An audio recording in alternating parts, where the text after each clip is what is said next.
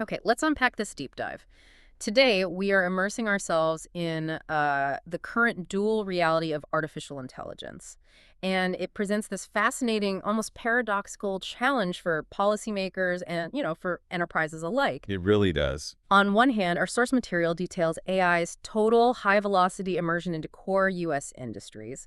It's not an experiment anymore, it's just infrastructure. Right. It's saving doctors hours of work, it's dramatically cutting costs for major enterprises, and totally rewriting legal workflows. And that picture of high-value near-term adoption is, I mean, it's just undeniable. AI is rapidly moving from being a proof of concept to being, as you said, the basic plumbing for large swaths of our economy. Yeah. But the tension, and this is the really interesting part, lies in the second set of sources we analyze, specifically the Future of Life Institute's AI Safety Index. Right. And this data shows a completely opposite and, frankly, a deeply alarming reality. The very companies building these frontier AI models are fundamentally unprepared for their own stated technological goals.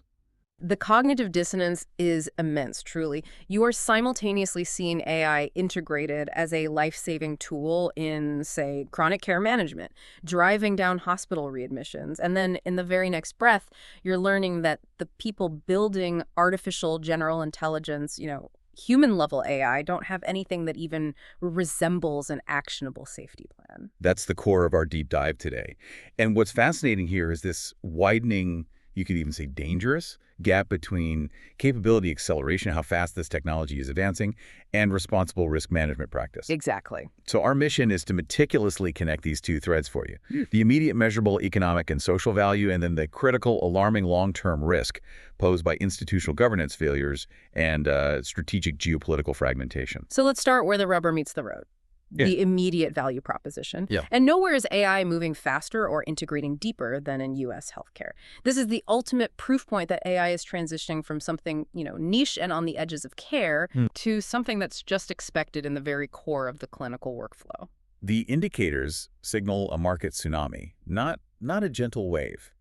I mean, if we look at the adoption metrics, the overall global AI in healthcare market size is projected to be in the mid-$50 billion range by 2026. Wow. And it's sustaining an astonishing 44% compound annual growth rate, or CAGR. That kind of acceleration is not what you see in tentative technology adoption. It indicates mandatory, system-wide assimilation. And crucially, that adoption is happening among the end users. Yep. U.S. physician use of AI, it started at a 38% baseline just a couple of years ago. Yeah, that's right. And now that number is expected to push into the 70 to 80% band. I mean, when you have 4 out of 5 doctors using the technology, it just stops being a novelty. Correct. And the nature of the usage is normalizing, too. It's moving well beyond simple administrative functions like, documentation and coding. The integration is shifting toward these really critical roles, like decision support, helping diagnose and prioritize, and patient communication and triage. This signifies the key infrastructural shift. I think the most important data point we found, the one that confirms this movement toward being AI by default, is hospital integration. Absolutely. A remarkable 71% of U.S. hospitals now report having at least one predictive AI tool in production. 71%. Yeah. That means 3/4 of institutions are relying on AI to function. So when the AI tools are integrated directly into core electronic health record, or EHR, releases, systems like Epic or Cerner, it ceases being an add-on. Right. It just starts being fundamental plumbing that procurement teams simply expect. That's the real shift in power dynamics, isn't it? The analogy holds up beautifully. AI is no longer a specialty appliance. It's treated as standard capability, like running water or electricity. Procurement teams in 2026 RFPs, they're not debating if they should use AI. No, not anymore. They are asking how to govern the specific AI tools they already have baked into their core systems. And the value drivers are immediately clear when you look at them. Let's look at the financial and human return on investment. What's the biggest immediate win reducing administrative burden? It has to be the ambient documentation and workflow solutions. We know clinician burnout is an epidemic, and it's directly linked to the amount of time they spend on notes and admin tasks outside of, patient contact hours. Right. AI scribes are directly tackling this. They're saving clinicians anywhere from 1 to 2 hours per day. To put that in perspective, that translates to a 20 to 30% reduction in time spent on documentation and after-hours work. And this doesn't just reduce burnout. It changes the whole economic calculation of the physician's time. It could allow them to see more patients or just have a healthier work-life balance. And so the AI scribe is evolving into a full visit choreography manager. It's going far beyond simple note generation. We're talking about comprehensive chart preparation before the patient even enters the room. Real-time prompts during the visit to make sure all the necessary data is captured, and then automating these complex post-visit orders, letters, and referrals. It's truly becoming the main user experience layer for clinical work. So that's the efficiency angle, but AI is also excelling in direct outcome improvement, particularly in chronic care. Yeah. AI-guided remote monitoring, or RPM, for chronic conditions like heart failure or COPD is cutting readmissions by a massive 20 to 50% in leading programs. That readmission reduction is the ultimate metric for healthcare economics. I mean, keeping people out of the hospital is where the majority of savings and quality of life improvements are really found. Exactly. This makes chronic care management a key proving ground for AI because the value proposition is so clear and so measurable. Right. And if we look at the future pipeline, the FDA-cleared AML medical devices pipeline, it just confirms this direction. It's skewing heavily toward imaging, monitoring, and planning tools. It's moving beyond just better metrics on a test result and focusing on tangible, real-world outcome gains. So the tools are transforming. Yeah, they're becoming these multi-step diagnostic co-pilots that can triage patients, prioritize the urgent cases, and even track follow-up compliance. So whether it's saving doctors time or keeping patients healthier, AI is just firmly entrenched as a utility. Now, this confidence in AI as core plumbing isn't just limited to medicine. Our sources show a similar massive infrastructural shift underway in the legal industry, where the focus on reliability is absolutely paramount. Right, because legal work operates under extreme scrutiny, tight deadlines, and these high-stakes financial environments. Yeah. So reliability is just non-negotiable. The industry shift is away from using isolated, siloed AI tools for small tasks. Yeah.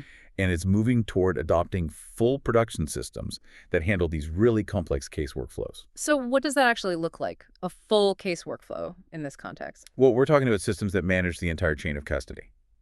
So document intake, large-scale review, generating instant summaries of deposition transcripts, and crucially, creating AI medical record summaries for complex personal injury or malpractice files. Okay, I see. Lawyers need AI they can truly depend on without the anxiety of, second-guessing the output in a critical filing. But that demand for high reliability and stability in high-stakes environments, it runs directly into this massive and frankly shocking economic incentive to bypass the proprietary providers entirely. That's the economic tension. It's the massive cost advantage of open-weight large language models, or OSLLMs. Okay, here's where we see the financial argument for self-hosting these open models become absolutely compelling, especially for large organizations that just churn through tokens.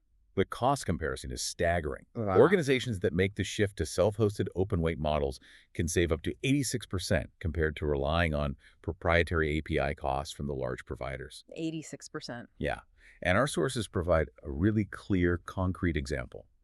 A hypothetical company running a $45,000 monthly bill for GPT-4 access could drop that operational expense down to just $12,000 per month by self-hosting a capable open-weight model. That's a 73% reduction in monthly spend. Wait, 73% savings is huge, but doesn't self-hosting add a massive operational risk? I mean, you have to acquire and maintain the specialized hardware, handle cooling, manage the software stack, hire dedicated people. Is the compliance benefit truly worth the headache of maintaining all that infrastructure? That's an excellent point, and the data suggests the answer is yes for two major reasons: the payback period and regulatory compliance. Okay, first, the payback period on that hardware investment. For a setup like 4 high-end NVIDIA A100 80GB GPUs, it's surprisingly short. It's calculated at around 4.5 months for high-volume users. The business case scales really quickly if your cloud API spending exceeds that $500 per month threshold, or if you process over 2 million tokens a day. The self-hosting infrastructure becomes profitable almost instantly. And the second point, control and compliance. Precisely. Beyond pure cost, control and compliance often become the primary justification. Self-hosting provides complete and exclusive control over the data environment. This is mandatory for meeting strict mandates like HIPAA in U.S. healthcare, PCI for payment processing, and crucial FINRA compliance in the financial sector. Right. The security and audit benefits alone often justify the initial cost, even before you factor in the massive savings. It's about owning the security perimeter entirely. Yeah. And this huge economic and regulatory shift is what's fueling the new open weight frontier, which is moving at, just lightning speed. Before we discuss the newest models, we need to clarify a crucial distinction you made earlier: open weights versus traditional open source. Right. It's a subtle but critical difference, especially when you look at licensing. Traditional open source generally means the training code, the data, and the resulting model are all fully shared and adaptable. Okay. Open weights, however, means the model parameters, the learned intelligence, are published and free to download and use. But the training code, or the underlying methodology used to create the model, might be partially or fully withheld. So we're mostly talking about open weights today, meaning the intelligence is available even if the recipe isn't fully published, and that allows for commercial restrictions. Exactly. The Kimi K2 licensing, for example, is open, but it contains an important restriction. Commercial products with over 100 million monthly active users must attribute Kimi in their product, which is a subtle but important licensing difference designed to limit the largest competitors from just rebadging the technology. But regardless of the licensing nuance, the capabilities of these new open weight models are phenomenal. They're truly challenging the proprietary giants. Let's start with OpenAI's own open releases, the GPT series. Yes, the GPTO's 120B model that has 117 billion total parameters, but only 5.1 billion active parameters per token. And then there's the smaller but still highly capable GPTO's 20B with 21 billion total parameters. These leverage the powerful mixture of experts, or MOE architecture, for computational efficiency. Can you quickly break down the MOE architecture for us? Why is that so important for efficiency? Sure. Think of MOE as having a large team of specialized mini-brains, or experts, instead of one massive monolithic brain. So when you ask the model a question, it uses a router to select only the few specialized mini-brains, say 5.1 billion parameters, in the case of GPTOS 120B, that are most relevant to answer your query. This means you get the performance of a massive model without needing the colossal computing power required to activate all 117 billion parameters every single time. It dramatically cuts inference costs and latency. That makes the cost-saving argument even stronger. And these models are explicitly designed for practical use cases. Yes, they're built for what are called agentic workflows, meaning they're excellent at instruction following and tool use, like browsing the web or executing Python code, the kind of complex tasks that businesses need to automate. And the competition is fierce, which just proves how quickly this open frontier is evolving. We have DeepSeek v3.2, which is noted for its strength in reasoning-intensive tasks and complex analysis. Right. DeepSeek is pushing the boundary on quality, often delivering results that rival the top closed models on intellectual tasks. But it illustrates the trade-off. It's a compute hog. Okay. It requires multi-GPU setups like 8 NVIDIA H200 GPUs to run efficiently for complex real-time analysis. So you need significant hardware, but you gain sovereignty and massive cost control. And finally, Kimi K2. This one has some truly mind-boggling specifications. Kimi K2 is a beast. 1 trillion total parameters, with 32 billion activated via MOE. It's explicitly agent-first in its design and achieves state-of-the-art performance in frontier knowledge, math, and coding among what are termed non-thinking models. And context window is huge. It's massive. Yeah. The architecture is specifically built for handling enormous documents, supporting a 256K token context window. To visualize that, 256,000 tokens is roughly equivalent to reading an entire novel, which allows the AI to maintain context over extremely long periods. The power and accessibility are forcing the proprietary models to run faster just to keep pace. We're even seeing anecdotal evidence of the CEO of Vercel noting in internal agent tests that Kimi K2 ran up to 5 times faster and was about 50% more accurate than some top proprietary models for certain complex tasks. That is the new reality. The centralized proprietary models are facing serious, cost-effective, and surprisingly high-performance competition from the open weight ecosystem. The economic incentive for enterprises to shift away from expensive APIs is clear and growing daily. Okay, so we've painted a picture of AI as this unstoppable, indispensable force, a core utility that delivers massive economic value daily and is rapidly becoming deeply integrated into healthcare and finance. Right. Now we have to pivot to the shocking counter-narrative, which is this profound failure of governance, where the very companies building this future are failing to meet basic safety and ethical standards. This transition highlights the paradox perfectly. We are talking about technology adoption at warp speed, juxtaposed with governance moving at, well, a snail's pace. The data comes from the Future of Life Institute, or FLI, AI Safety Index, and the overall conclusion is a dire indictment. Reviewers expressed serious doubt that industry self-regulation is sufficient, just due to the sheer magnitude of the risks involved. And the most damning statistic is the overall grade breakdown. It reveals a real industry trust crisis and a fundamental lack of preparedness. The finding is alarming. No company achieved a grade higher than C+ sand.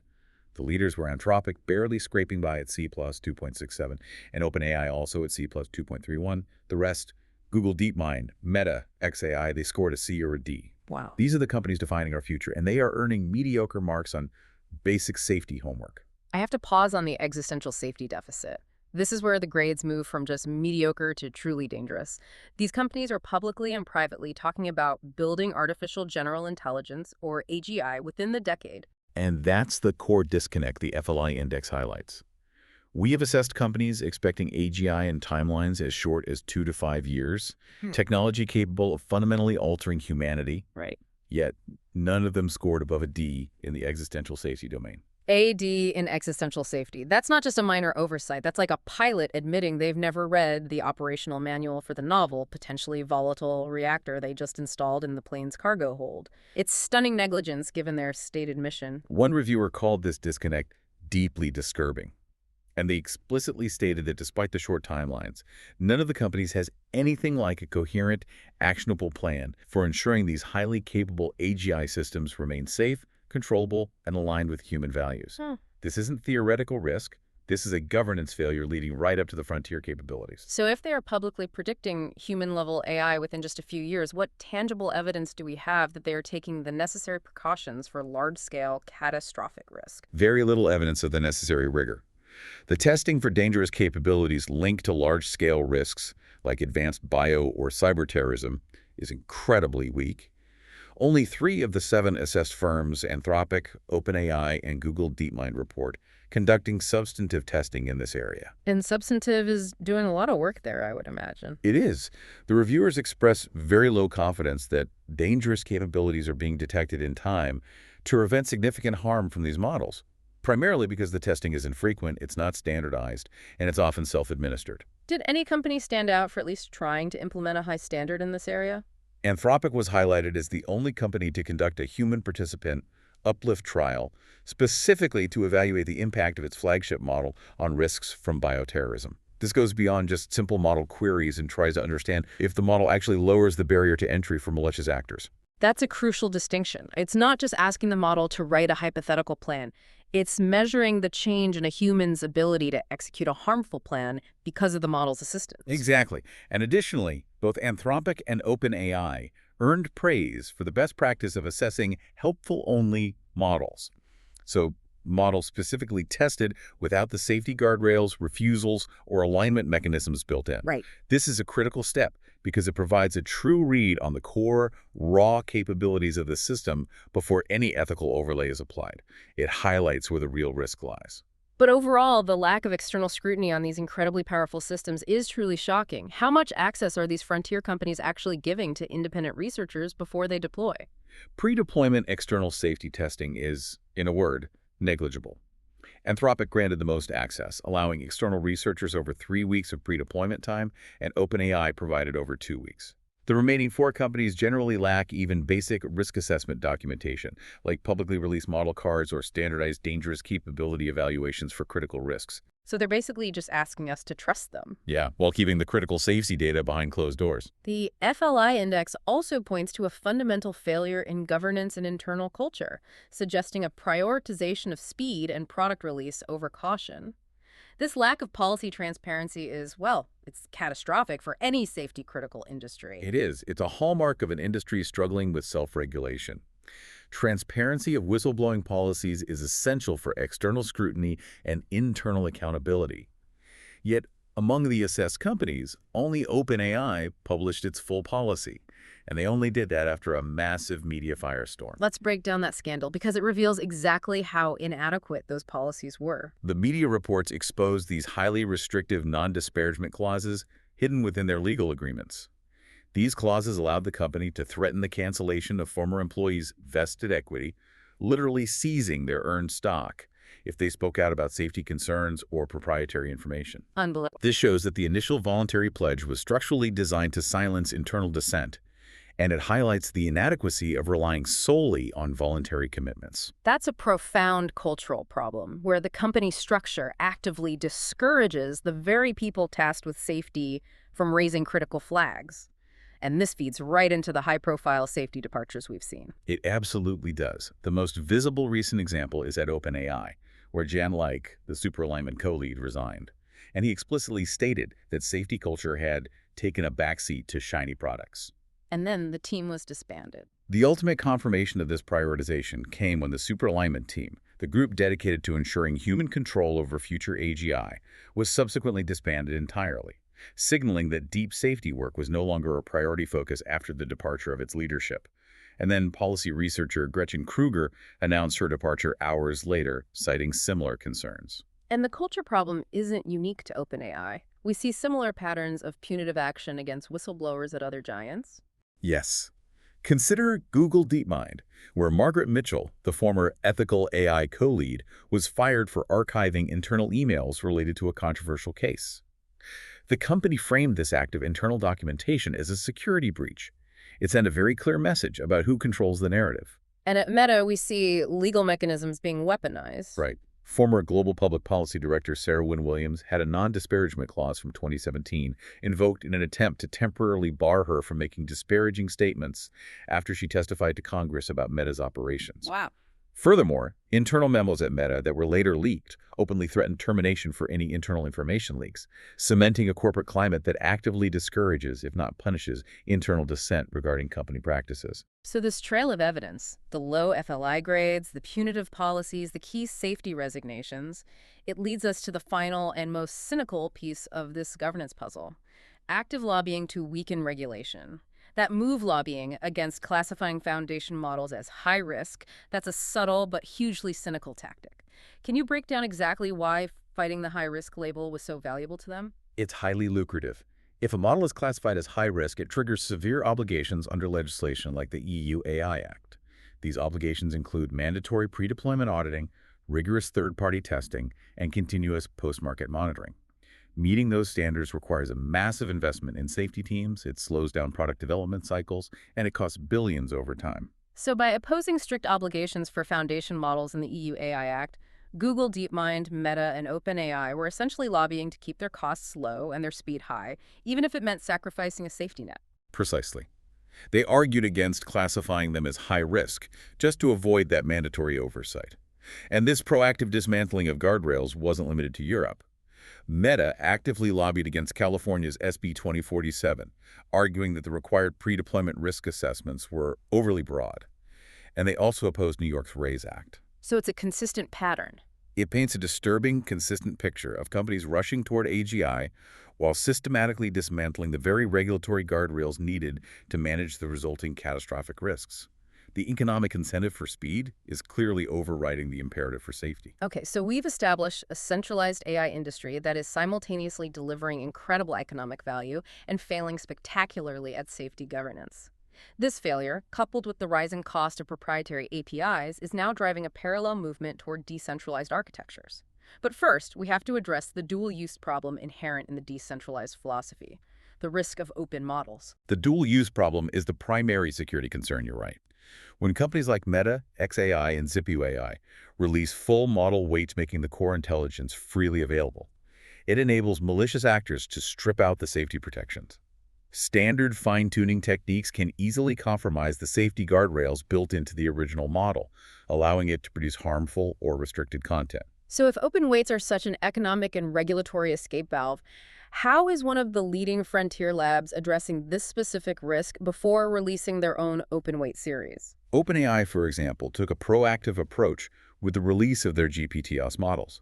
They informed their release decision by performing intensive internal assessments using what they called malicious fine-tuning. Malicious fine-tuning. Yeah, they focused on specialized biology and cybersecurity data to create intentionally non-refusing versions of the model, mimicking exactly how an attacker would operate. And what was their core finding? They concluded that, even with robust, malicious fine-tuning, their open-weight models did not reach high-capability risk thresholds according to their internal preparedness framework. The models were not capable enough, even when stripped of guardrails, to pose an immediate catastrophic threat, and that assessment provided the necessary justification for release. So their solution is to test aggressively, and if the model is below that high capability risk threshold, release it to gain the economic and ecosystem benefits. And beyond internal testing, they are trying to incentivize the broader community to help with safety. Exactly. They are hosting a significant $500,000 red teaming challenge to encourage external researchers to identify novel safety issues, vulnerabilities, and potential attack vectors. And the results of this challenge will be published and open-sourced, which contributes to a safer, more robust open-source ecosystem, democratizing the defense mechanisms. Okay, so the argument for centralized AI control is often predicated on the idea that only massive proprietary labs can handle the necessary compute. If the existing centralized infrastructure is inherently risky, expensive, and closed off, what alternatives are emerging in the decentralized compute world? Decentralized compute platforms are emerging specifically to democratize AI training and inference by pooling resources and breaking the cloud oligopoly. Take BittenSurf, for instance. It completely commodifies AI generation using a decentralized protocol and a concept they call the proof of intelligence mechanism. What does proof of intelligence mean in practice? It's a mechanism that structurally incentivizes collaborative model training. So instead of one company building one giant model, thousands of decentralized miners compete to provide the most valuable AI output, the intelligence. The network rewards them with tokens based on the consensus-driven usefulness of their contributions. It's a distributed, economically incentivized model that contrasts sharply with the current centralized giants like OpenAI or Google. That solves the incentive problem. But what about the verification problem? How do you trust the work being done in a decentralized environment, especially when machine learning training is non-deterministic? That's where Gensen comes in. They're tackling the hard problem of verifiable compute. Gensen uses a complex verification system built on what they call probabilistic proof of learning, which generates verifiable certificates of work from gradient-based optimization processes. That sounds incredibly complex. It is, but the outcome is simple. You can verify that the decentralized participant actually performed the expensive ML training they claim they did. And crucially, it uses a TrueBit-style incentive game involving staking and slashing mechanics to ensure financial honesty. So they have skin in the game. Exactly. Participants stake tokens, and if they submit false or faulty work, they are slashed. They lose their collateral. This makes the ecosystem financially rational and resistant to malicious behavior. And finally, we have Akash Network, which has made a strategic pivot toward enterprise-grade GPU compute. Right. Akash is directly positioned to disrupt the traditional cloud hyperscalers, AWS, Azure, and Google Cloud. By utilizing unused capacity from existing data centers and private compute resources, they offer a cost-effective open-source approach to compute access. They're focusing on providing high-performance computing power, essential for AI and machine learning, all driven by an open-source ethos that undermines the cautious, proprietary pricing structure of the centralized giants. Shifting to data, how does the decentralized architecture of blockchain connect to crucial issues like accountability and privacy, particularly in highly regulated fields like healthcare and identity verification? In healthcare, the application for patient-centric data management is incredibly compelling. A system can use a permissioned blockchain platform to immutably record every single data operation and access request for auditing purposes. So perfect traceability. Perfect traceability. If a data leakage or unauthorized access is detected, the malicious entity or the point of failure can be identified instantly and conclusively. And the patient maintains control over access, unlike traditional cloud systems where the hospital is the sole gatekeeper. Absolutely. Data access requires decentralized permission management. The user can grant, deny, or revoke access using cryptographic tokens. And critically, the access control policies themselves are stored on the blockchain, ensuring their stability, integrity, and immutability. It removes the necessity of relying on a single, trusted third party, which is the main point of failure in current systems. Digital identity is another area ripe for transformation. What's the core vulnerability that blockchain aims to mitigate and how we verify who we are in transaction environments?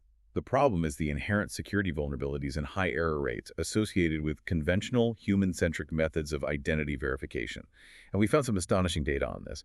Blockchain can fundamentally transform the authentication and verification of transaction identity.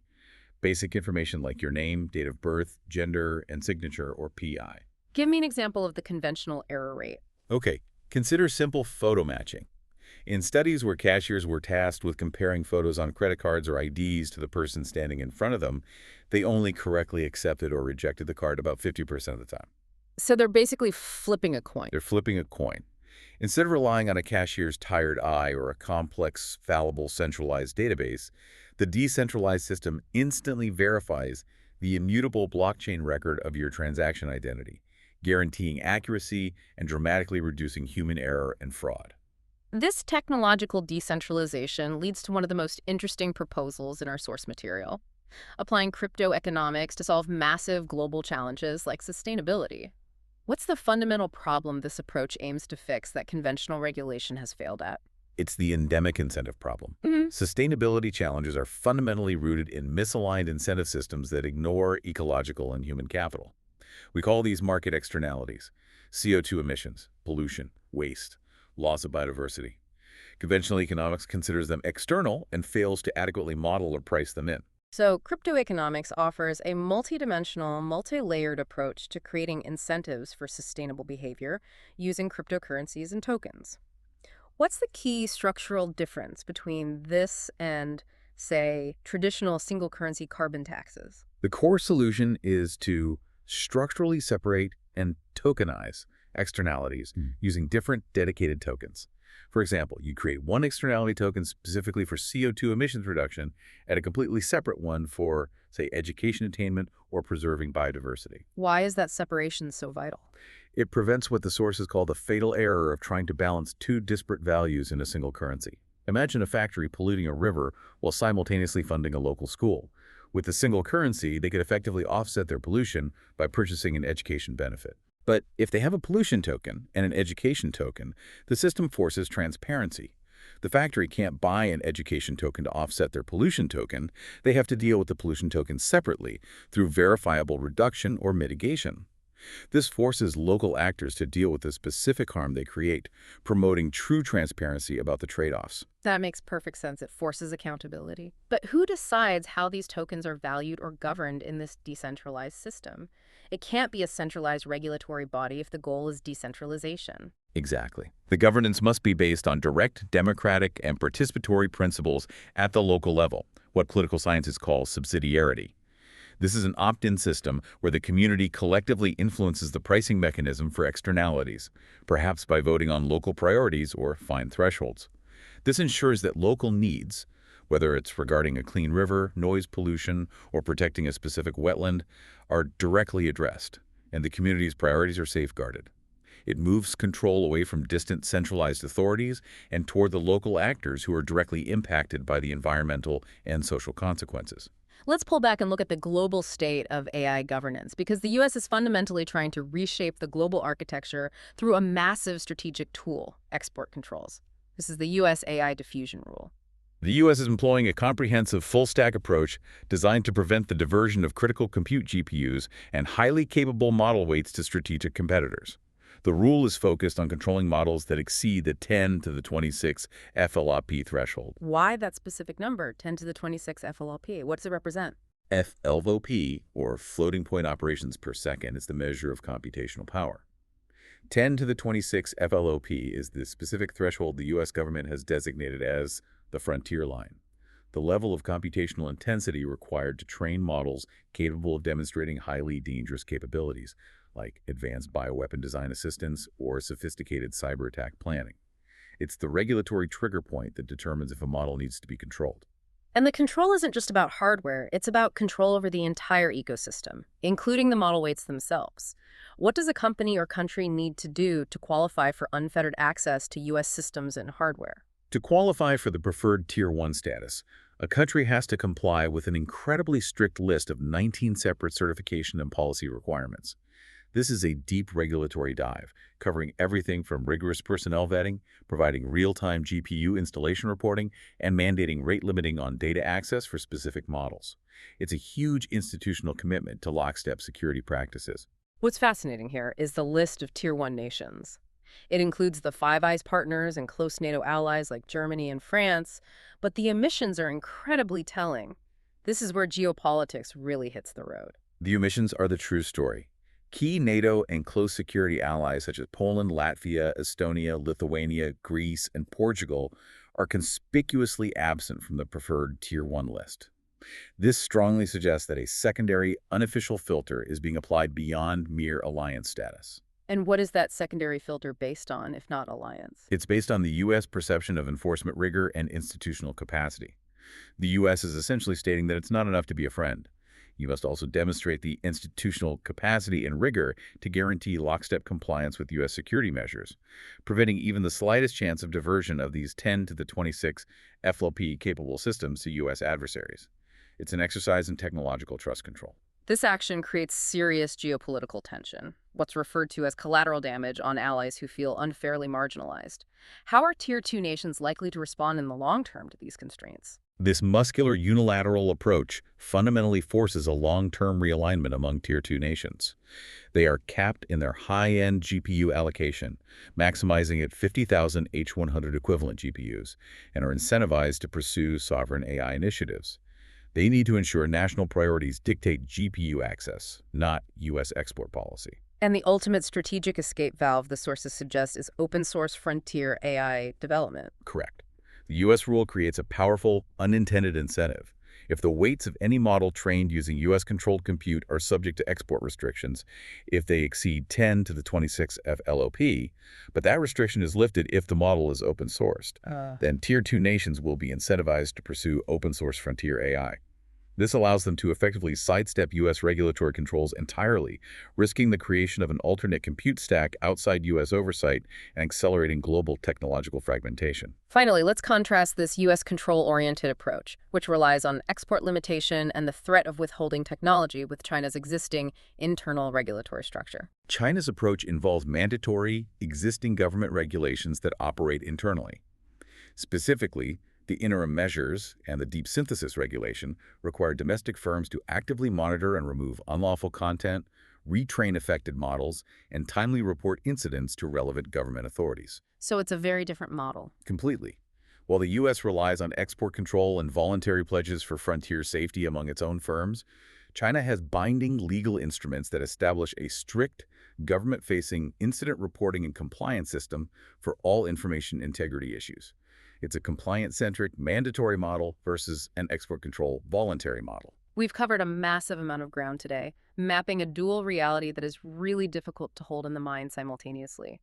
On one side, AI is proving to be absolutely indispensable in daily workflows, saving doctors' hours every day, enabling complex legal work through robust production systems, and driving down enterprise costs by up to 86% by favoring self-hosted open-weight models. And on the other, the industry that is rushing toward creating transformative AI AGI is failing even basic checks. The FLI index confirmed a governance crisis where no company could even score above a C+ set, and critically, none have a coherent, actionable plan for control, despite their own predictions of AGI in the next few years. We saw clear evidence that safety culture has taken a back seat, highlighted by key safety departures and active lobbying against regulatory oversight. The pressure points are clear. The immense economic imperative for AI adoption is fundamentally overriding the governance imperative for AI safety. This failure is creating massive internal cultural conflicts, visible through punitive whistleblowing clauses and the systemic dismantling of internal safety teams. And this governance crisis is unfolding against a rapidly fragmenting global regulatory environment.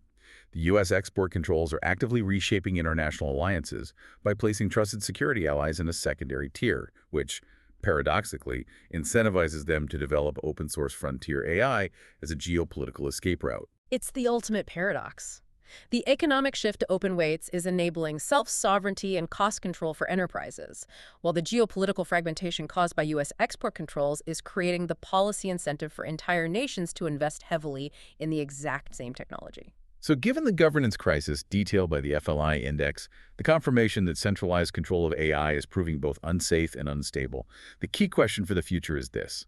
Does the long-term solution lie not in trying to enforce centralized control from the top down, but in embracing the decentralized, transparent, and crypto-economically incentivized architectures currently being built on the fringes? Does the escape from the paradox lie in open, auditable systems rather than closed, proprietary ones? That is a thought worth mulling.